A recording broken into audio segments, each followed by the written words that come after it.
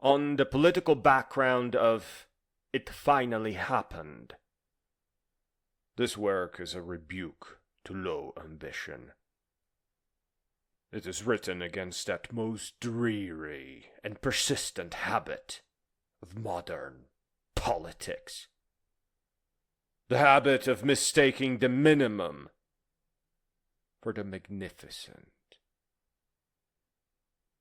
Again and again, public life invites us to applaud what ought never to have required applause at all. Danger is belatedly acknowledged, a harm partially restrained, an outrage mildly reduced. And the governing class steps forward as though history itself has been made anew. It is in that atmosphere that this piece should be heard. Its immediate occasion is the celebration of a generational smoking ban, a measure presented as bold, historic, even epochal. The underlying argument of this work is not that such a ban is wrong, nor trivial in itself, but that it is tragically insufficient as a measure of national seriousness. Children should, of course, be protected from tobacco. They should also have been protected from lead, from poisoned water, from industrial filth, from chemical negligence, from the slow violence of environments known to be dangerous and left dangerous all the same. Wisdom should have done it. Science should have done it. Conscience should have done it. None of these things should ever have matured into issues at all. And that is precisely the point. A civilization ought not congratulate itself too warmly for forbidding the obviously harmful. That is not grandeur. That is not vision. That is not the summit of political morality. It's the floor. The true scandal lies elsewhere.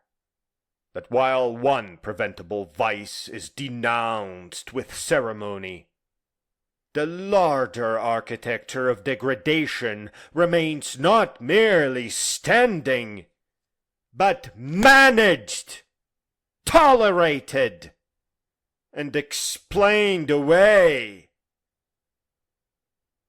Children may be spared the cigarette and still be handed hunger. They may be protected from smoke and abandoned to mold. They may be instructed not to inhale poison while being raised in conditions that corrode dignity just as surely. Shame on you! They may be saved from one commercial predation only to be delivered into another. The landlord, the debt trap, the cold room, the narrowed school, the anxious home, the future rationed by income before character has had the chance to form. This work refuses to accept that such a condition is politically serious, merely because it is administratively familiar. The deepest claim made here is a simple one. Human beings require great things if they are to be sustained as great beings. They require more than management, more than subsistence, more than the cold charity of being kept barely alive and nominally legal. They require the material basis of dignity, nourishment, warmth, rest, effective education, health, beauty, confidence, and a horizon not perpetually darkened by deprivation and chance of war. Mark my words, little man. A child is not a unit to be kept from vice while being left exposed to want. A child is the beginning of a civilization. The measure of a nation is therefore not what dangers it forbids in the abstract, but what fullness of life it is prepared to guarantee in fact. That is why the end of poverty stands here as the nobler horizon, as the proper business of a decent state. There is, after all, something almost vulgar in the smallness of contemporary ambition. We are asked to marvel when governments do late and partially what they ought to have done early and completely. We are told to revere incremental gestures in a land of immense wealth and immense wasted human possibility. We are instructed, above all, to be realistic. That wretched word by which moral laziness acquires the costume of wisdom.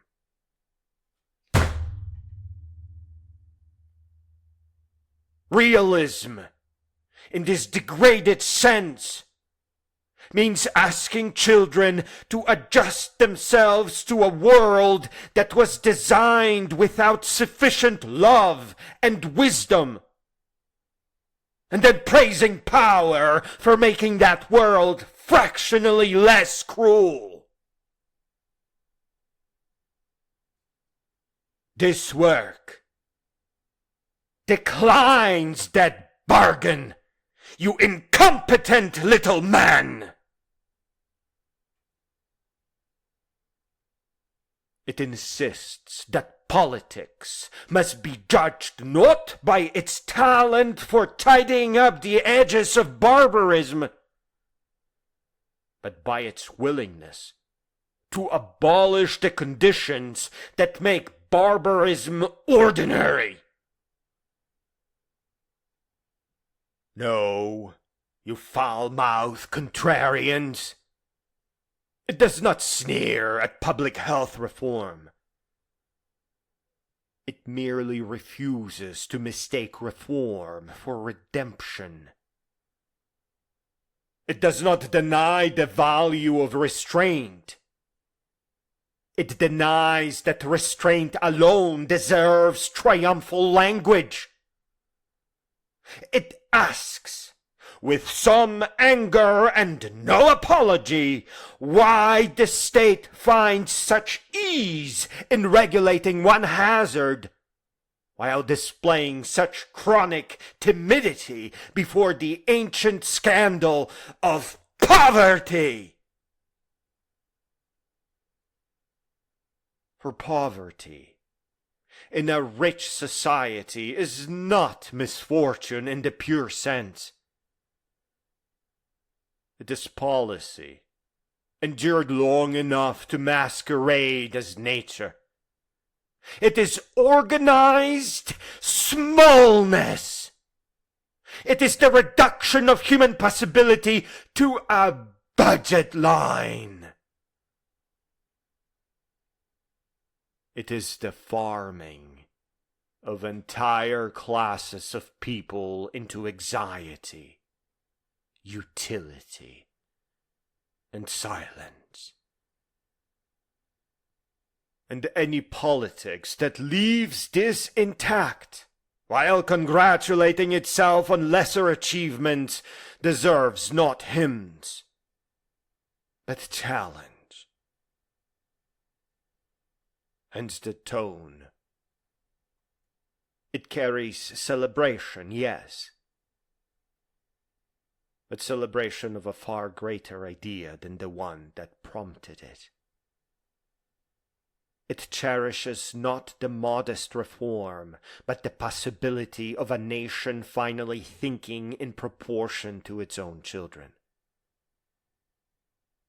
It imagines a country that does not merely prohibit the obvious harm, but sets itself to the noblest available task,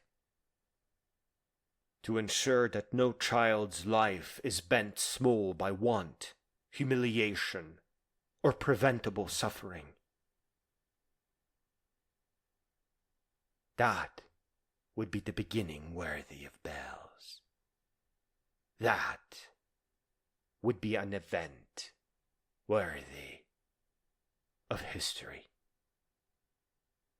That would be the work of great beings. That would be something more than competent administration or tidy reform. It would be a proper declaration that the purpose of society is not merely to keep disorder within acceptable limits, but to raise human life to its proper stature. Until then, every lesser triumph must stand under great suspicion, not celebration. For this is, in the end, a rebuke to low ambition, and a demand that public life recover the courage to describe the names it so readily gives itself. Justice, responsibility, knowledge, wisdom, greatness, progress, nation.